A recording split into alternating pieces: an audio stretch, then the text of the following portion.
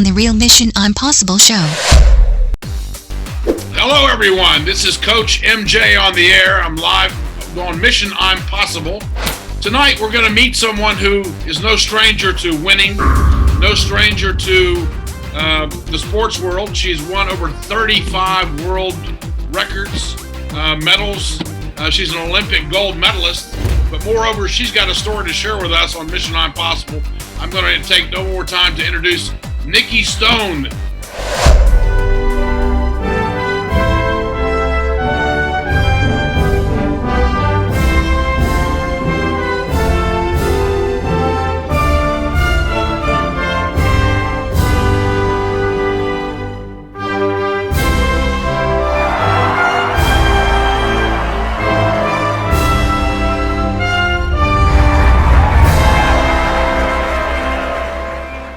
Oh my gosh, I'm sure that makes everybody's hair go up on their skin. It certainly did to me.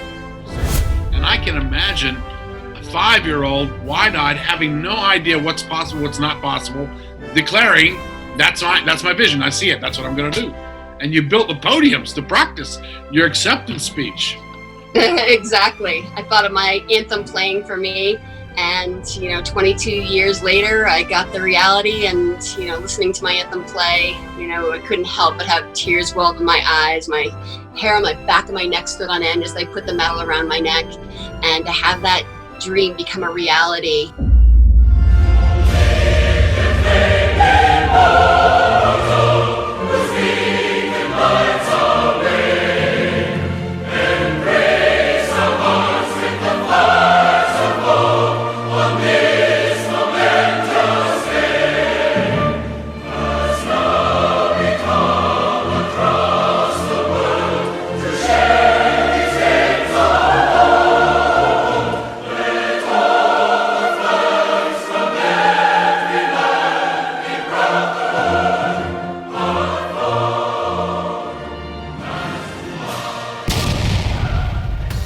If we take the law of percentages on how many people win a gold medal, and then we divide that by the population, I think that's a lot of zeros. You're more likely to win the lottery than the Olympics. And you know what? I think I read that from you. That's right. Yeah. So it was certainly an honor and something that I cherish. I had to let Letterman and all these other people talk to you first, just to kind of get out there. And now you're here on Mission Impossible. Everyone, this is Coach MJ on the air. I'm live on Mission Impossible. Tonight, we're going to meet someone who is no stranger to winning, no stranger to the sports world. She's won over 35 world records, medals. She's an Olympic gold medalist. But moreover, she's got a story to share with us on Mission Impossible. I'm going to take no more time to introduce Nikki Stone. Welcome, Nikki. Hi, how are you? It's great to be here. Thank you so much. I really thank you for coming in and out of your busy schedule and helping to inspire our listeners on your great story. I was checking out some of the excerpts today of your book. I think you wrote this book 10 years ago, When Turtles Fly. I love the cover. I just think that's great. And of course, the metaphors, the takeaways, and the amazing people that you had a chance to download their stories and really interview them and get them to share. That was pretty cool too. Tell me, how did you get started with the book first? Well, the genesis of the book started when I was speaking. I do motivational speaking, and I had so many people come up to me afterwards and saying, you should share your story. I can relate to it this way. And no matter which field people were in that I was speaking to, they all felt this parallel and connection. And so I wanted to have a book that shared people from all different backgrounds, from Tommy Hilfiger to Dr. Stephen Covey to Shaun White, and to be able to get the story in their voices, to be able to share how they used the turtle effect, which is something that I grew up with because when I was little, at 5 years old, I told my parents I was going to win the Olympics someday. And they never laughed at me, never told me it wasn't possible, but they told me that I had to follow my dreams by acting like a turtle. And they called it the turtle effect. They said, in order to be successful, you have to be soft on the inside, you have to have a hard shell, and you have to be willing to stick your neck out. And throughout my career, I used this in order to achieve my Olympic medal. And I found that in many different fields, we all have to find that turtle. And so that's where I came up with When Turtles Fly, Secrets of Successful People Who Know How to Stick Their Necks Out, because I had 40 people from all different backgrounds that all really did know how to stick their necks out. That's awesome. And what a great metaphor. 5 years old, Nikki, really? 5 years old? I saw Nadia Comaneci score a perfect 10 in gymnastics, and I was like, I want to do that. That looks pretty fun. So I built my own podium out of tables and chairs and stood on top. And that's when I said, I'm going to win the Olympics someday. Oh my gosh. I'm sure that makes everybody's hair go up on their skin. It certainly did to me when I heard you say that. And I can imagine a 5-year-old wide-eyed having no idea what's possible, what's not possible, declaring, that's my vision. I see it. That's what I'm going to do. And you built the podiums to practice your acceptance speech. Exactly. I thought of my anthem playing for me. And, 22 years later, I got the reality, and, listening to my anthem play, I couldn't help but have tears well up in my eyes. My hair on my back of my neck stood on end as they put the medal around my neck. And to have that dream become a reality 20 some odd years later, it really showed me the drive I had and really the support I had from my parents, because, there's not many kids that say, I'm going to go out there and do this outlandish thing and have their parents say, okay, I believe you can do it. I would say, I'm just trying to do the math here. There's about 7+ billion people on the planet. If we take the law of percentages on how many people win a gold medal, and then we divide that by the population, I think that's a lot of zeros. Yeah. So I that's one thing I share on the back cover of my book, is that you're more likely to win the lottery than the Olympics. And you know what? I think I read that from you. That's right. Yeah. So it was certainly an honor and something that I cherish. Yeah. Well, I mean, we're all. In fact, I remember these Olympics and this award and you. And so many years later, I have a chance to, I had to let Letterman and all these other people talk to you first, just to kind of get out there. And now you're here on Mission Impossible. So we're really flattered. I had to work up the ranks. Yeah, well, you know what? We're just really grateful that you're here. And Nikki, looking at your career, and I was reading about you. I mean, you're somebody who's on Wikipedia. There's a lot of information on the internet about you. One of the things that we wanted to speak to you about tonight was, of course, having the great medal put around your neck and having all these other accolades were all really nice, wonderful, fantastic. But there was a particular dark day on your journey where maybe you were told possibly this might not ever happen. Could you elaborate on that? Yeah, I actually had a what I thought was a muscle spasm at the time. And, with aerial skiing, we go off these jumps, flipping and twisting off a 10-foot tall ramp, flip and twist up to 50 feet in the air and land on a 45-degree steep hill. And you're doing this time and time again. And so I started feeling this muscle spasm throughout the year, 2 years before the next Winter Olympic Games. And I wanted to be first in the world, and the girl who was in first place in the world didn't make it to finals. So I knew it was my chance to be able to pull ahead of her in a contest in Germany. And in the practice, I felt this great pain in my back on my first jump. And I went to the bottom of the hill, I collapsed and found that I couldn't bend forward in order to stand up. And my physical therapist came over to me after a while and said, there's 5 minutes left of training. What do you want to do? And I looked him straight in the eyes and I said, I want to jump. And he literally had to pick me up onto my feet because I couldn't bend forward in order to stand up. And I went back to the top of the hill, with tears streaming down my face. I went and took another jump. And little did I know it would be the last jump I take for a long time. Because as I went off the apex, the peak of the jump, I felt like I had 10 knives stabbing me in my lower back. And it's the type of pain that would drop someone to their knees. And I was 35 feet in the air upside down. And I don't know how, but when your life's in jeopardy, your body goes into autopilot. And I managed to get around to my feet. And this time on impact, I just collapsed. There was no way I'd be able to hold my body up with that type of pain I had. And I slid to the bottom of the hill and found that I couldn't move more than 2 inches in any direction. And when I finally did go and see the doctors, I went and saw 10 different doctors. And each doctor told me that the injury I had was called a internal disc disruption. And they said I basically scrambled the inside of my back like an egg, and then the outside it had leaks and it was malformed and it was pressing on nerves.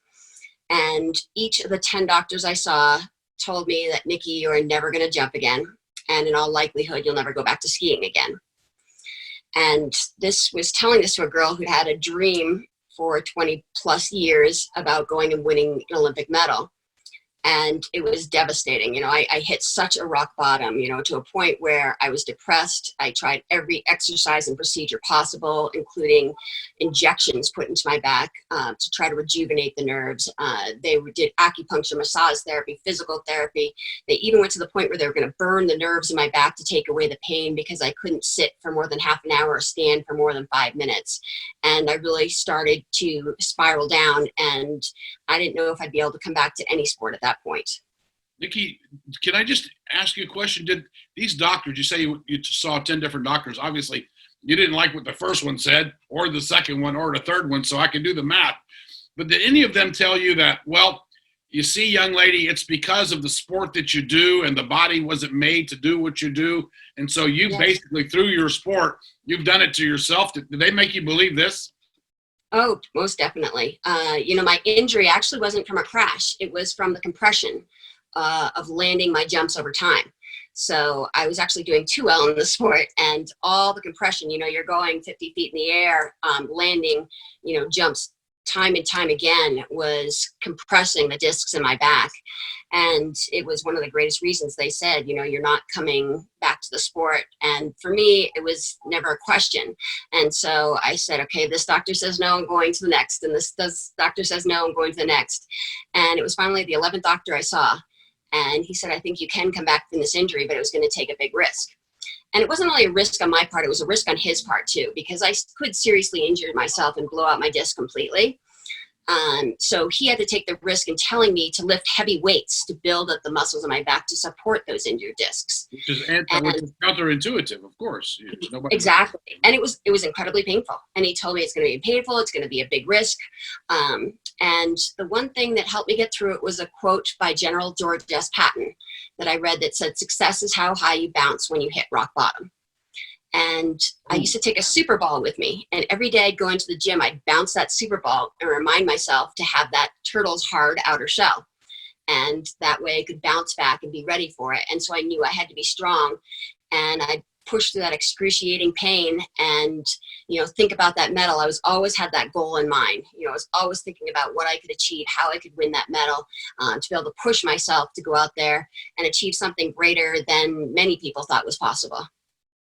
Awesome. And I mean, just to get to, how long did it take you from the 11th doctor visit through whatever therapy, the lifting of weights, the working out? How many days? Well, from injury to back on the hill again, it took almost a year to be able to come back. And, you know, there were phases all along the way that I kept going in order to achieve that Olympic medal. And it was incredibly hard for me to go through a lot of those days. You know, like it wasn't always easy. You know, there were days where I did feel like giving up. There were days that I would cry every morning that I got up. And, you know, one day I just said to myself, I got to stop feeling sorry for myself, because no one's going to get through this but you. And we all want that quick fix. You know, we want the one thing that's going to be able to help us come back from something. We want the one job that's going to give us all this money, the one pill that's going to help us lose all this weight. And the real truth is it lies within each of us. And the only way to make that happen is to start with yourself. And, you know, they can be small steps, you know, doing small things in the right direction. But we have to realize that all the effort is going to start with what you put onto the table. Yeah. And, you know, great words of advice today, but just going back, I'm going to let's say go into day 180. So you're halfway through your journey back to the hill. And I'm just going to ask you, I mean, were you seeing any friends, other family? Did anybody come up to you and say, well, you know, Nikki, maybe, you know, for your benefit, maybe you're just not meant to be? Yeah, well, the biggest thing I felt is that there were a lot of people that just gave up. Like there were people that saw that I couldn't go out there and achieve something. And for me, it made me want to fight harder. I remember there was a sports journalist who came out with an article of the athletes he thought would medal um, in 1998. And my name wasn't on it. And not only was my name on it, he wrote that Nikki Stone will never stand on the podium again. And it gave me that fire and that feeling like, well, all right, I'm going to prove you wrong.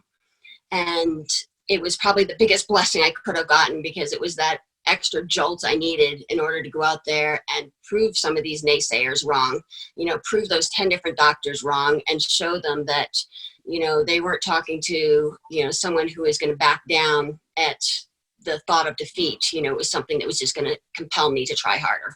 Where did you get this incredible tenacity, this pugnaciousness that you have? How did you get all this? I mean, is this part of your DNA? I got the 5-year-old girl thing, but 10 doctors saying no, one doctor saying it's a risk, and you taking a leap of faith to try to do that. What was driving you, really? Well, if you asked thousands of people if they would go off a jump flipping and twisting 50 feet in the air, how many of them do you think would say yes? And when I was reading about the sport, I went, what? 10 go into that 10 feet jump and then 50 feet in the air, then twist, then twirl, and then land on a 45-degree. What? Are you kidding? And that's a sport? Right. Wow. And so I knew if I had the ability to push myself to be able to do the sport, and believe it or not, I'm afraid of heights. So it was terrifying for me, but when I had to do triple backflips, I would go in the woods and throw up and then go back out to the hill and take my jump. And that was how scared I was. And so I knew if I had, that drive and that urge to go out there and succeed, I could come back from this injury. And it was something that it was just going to take time. It was going to take the right support system, the right people behind me. And really that drive of the 5-year-old who would make her own podium to say she was going to win the Olympics someday. Wow. Nikki, did you use any other tools? Did you do meditation, or did you use guided visualization? Were you using any of those kinds of tools throughout your healing journey? Yeah, I did a lot. At the end was a lot of visualization. Imagining myself doing it perfectly hundreds of times. Because of my back injury, I couldn't jump as much as I used to be able to. And so I would go and stand in front of the jump, and I'd close my eyes and imagine myself going off the jump, doing it perfectly. And I would move my arms around in the position I would do and everything. And then I'd imagine standing at the edge of the hill and finishing my jump. And with visualization, I've come to learn, I actually had a undergraduate in psychology, and I have a master's in sports psychology. And I used so much of what I learned through the field. And it really helped me because I could do a lot of that visualization. I could understand that it took more than just seeing it perfectly. I had to feel it all. I had to imagine the crowds at the bottom of the hill. I had to imagine everything working perfectly for me, the smells that would be there, put myself in that situation. And, one of the biggest factors in my second Olympic Games, my first Olympic Games, I actually finished in 13th place when 12 people make it to finals. And I was ranked 3rd in the world at the time. So it was a big defeat for me. And what I learned is it wasn't possible for me to make the Olympics like every other day, because it's not. It's a different event. It's bigger. It's grander. You achieve greater things from it. And so instead, I tried to make every day the Olympics. I would put the pressure on myself. Every day I would go into practice and try to imagine it was the Olympic Games. And if I was feeling sick, if the weather was bad, if I had the wrong equipment, I would still go out there and compete like it was the Olympics. So I'd be ready for any adversity that was thrown my way. Whoa, I'm just blown away by this amazing attitude that you had and probably still do have, because today as a motivational speaker, you've been helping, empowering organizations and people all around the world based on the experiences and the mindset that you were able to derive from all your training. Before I get into my next segment question, I'm going to ask you this. How long was the event where you actually did the 10 feet inside, then 50 feet in the air, then twist, swirl, and come back down on the 45-degree slant? How long does that event take? How many seconds? Believe it or not, it's only about 3 seconds, and we get 2 jumps in semis and 2 in finals. And a lot of people think, well, that's great. You get it over with quickly. You don't have to go through a whole marathon to find out how you do. But you 1 millisecond goes wrong and you lose an Olympic medal. Your medal was out of your grasp because you've just wasted that millisecond. And so you have to be on every single millisecond that you're going through these jumps. And if not, you're waiting another 4 years to the next Olympic Games. And I didn't have another 4 years because this was my last shot with my spinal injury. And being one of the most winning world-class skiers ever, and having that event, which takes less than 15 seconds, if you say 3, okay. But at the end of the day, how many hours did it take you to prepare for those critical seconds that got you the gold? Yeah, endless number of hours. You know, this was my job. It was, you wake up at 6 a.m.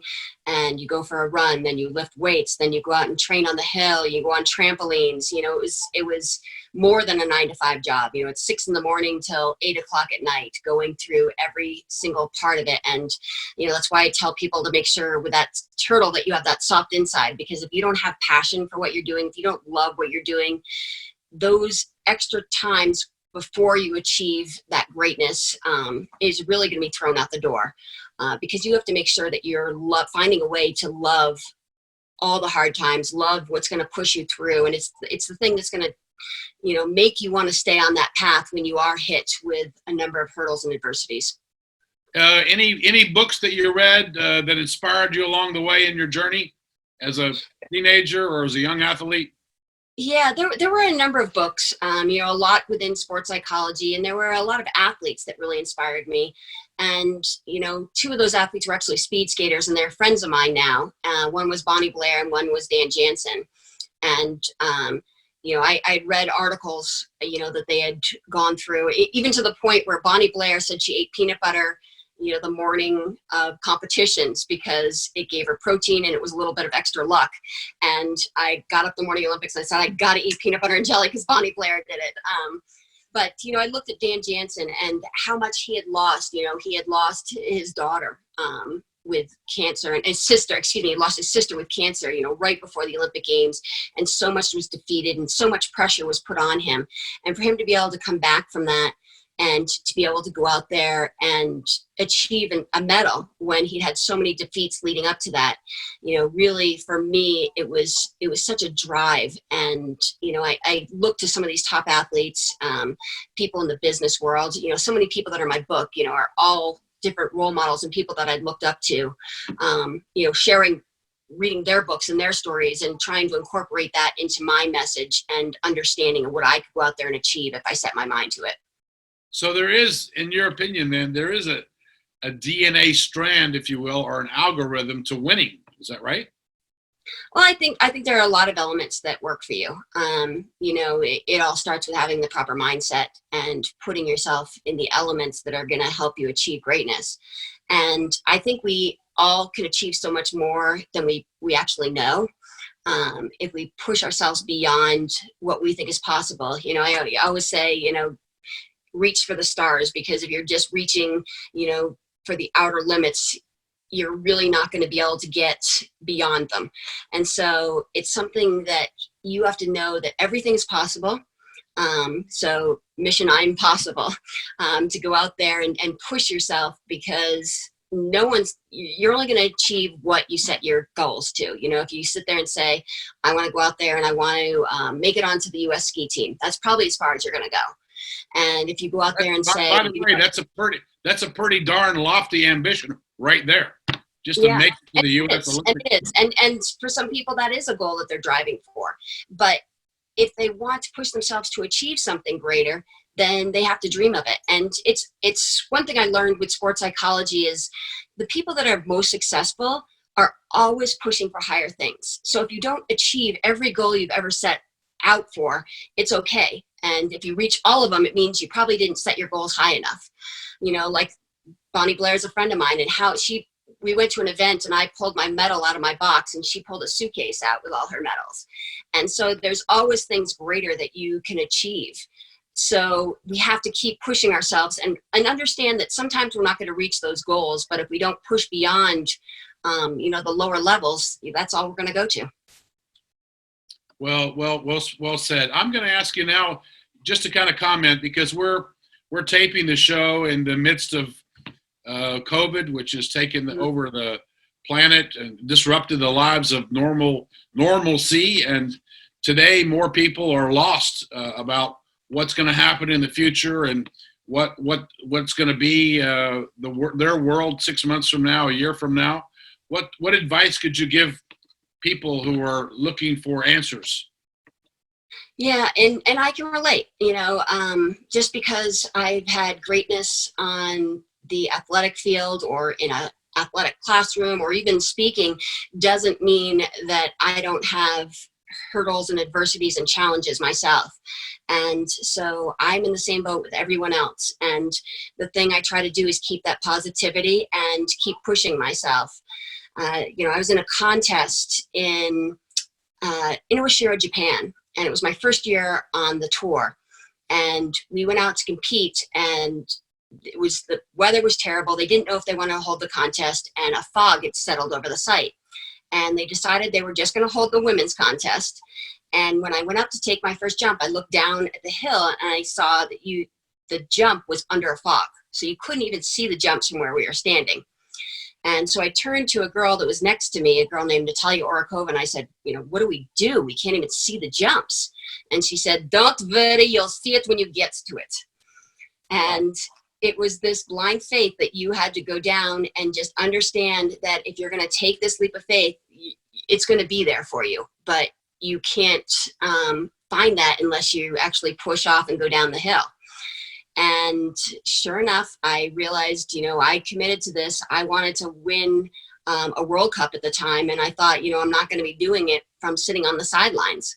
And so I pushed off, and sure enough, you'd get about 25 feet in front of the jump, and you could make out the lines of the jump, and you would go flip and twist into the fog or the clouds in the sky.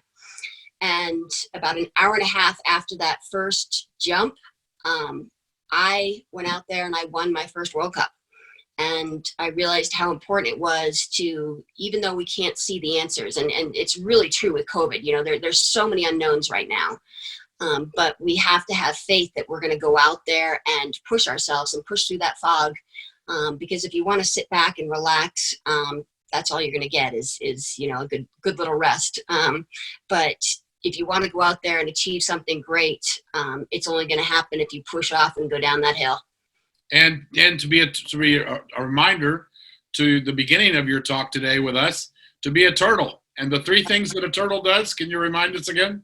Yes, you have to have a soft inside, you have to have a hard shell, and you have to be willing to stick your neck out. And so that was one of my moments of sticking my neck out. And, I've had to do it time and time again within my sport. And it's really helped me excel and understand, different ways that I could achieve greatness. That's awesome. How's the speaking world for you now that crowds are not really happening? So it's more turned into the virtual world these days. How do you see that field happening in the next year? Speeches are scarce, but I have full faith that they're going to return. We are social creatures, and we need inspiration. We need things to push us forward and have that understanding. And the greatest part of my job is to be able to take that and share it with others. It's great to have something, that you're successful with it yourself, but to be able to share that success and see other people thrive under those conditions, is the best part of my job. And I have full faith that it will return. It's going to take a little time. There are some speeches I've done online, but it's nothing like being able to see the audience and seeing it impact people and have them come up to you afterwards and say they're going to change something in their life because of something you said. Yeah, that's a very rewarding part of it, I'm sure. Nikki, our takeaway with you today is, of course, not just being an Olympic winner, not just being a world record setter, but the amazing tenacity that you had to fire 10 doctors who gave you the wrong answer, to hire the 11th, to continue to go on, to take risks, to stick your neck out, to believe in your dream that you had seen when you were 5 years old, practiced on homemade pedestals, and put yourself out there. And you decided what you were going to do long before you did it. to anybody out there who's listening tonight, what would you want them to remember about your talk tonight? What other advice could you add? The only thing I would say is go find that turtle. You know, make sure you love whatever you're doing, have that soft inside. You need the hard shell. You know, it's something that you do have to build up, and you have to make sure that there are going to be a million things thrown at you. You know, my son has type 1 diabetes, and I constantly remind him that everyone has something in their life. You know, and you can either be a victim to it, or you can make sure that you go and you conquer it. And he does that every single day. And, you know, it's something about sticking your neck out. And with my daughter, it's always showing her that there's something more she can do. You know, and she's been state champion in both dance and gymnastics. And it's because she's constantly trying harder things than she originally thought was possible, because she keeps sticking her neck out. And both my kids are continuing to build those turtles so they can go out there and make them soar as well. Nikki Stone, words of great advice. You're an inspiration. How can people get in touch with you? How can we follow you? They can go to my website, which is nickistone.com, and I have all my links to my social media that they can go online and see that as well. And then when speaking returns, you know, I'd love to find a place on their stage to be able to share my message with them as well. Yep, and I'd love to be there too. Nikki Stone, thank you so much for sharing your valuable time with us. Best regards to your son and your daughter. And we'll see you on the other side of COVID, I'm sure. I hope so. I hope so. We push through that fog, right? We be the mission and be I'm possible. I love it. Thank you. Thank you, dear. God bless. Thank you too.